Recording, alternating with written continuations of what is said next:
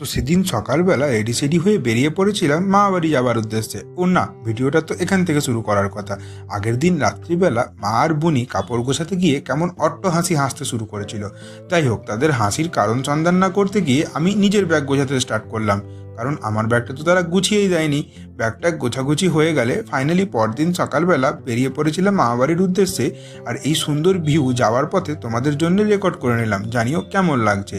মামাবাড়ি যেতে না যেতেই দেখি প্রেসার কুকার পুরো রাগারাগি করে ভাব ছাড়ছে।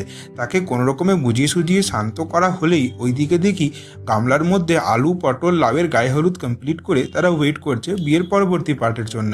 আর এদিকে পাত্রের মধ্যে রয়েছে ফুললি মোটিভেটেড আলু আর লাউ, তারা জল দিয়ে মোটিভেটেড। আর এদের সবারই মজা দেখছে আলাদা করে থালার মধ্যে মুড়ো আর কিঁদুরি। পরের সিনে কড়াইয়ে দুটো লঙ্কা ইন্ট্রোডিউস করা হলো।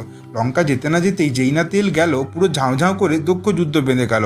তাদের মাঝে যেই ডাল গেল, সব যুদ্ধ সেটেলমেন্ট করিয়ে দিল কেমন শান্তভাবে।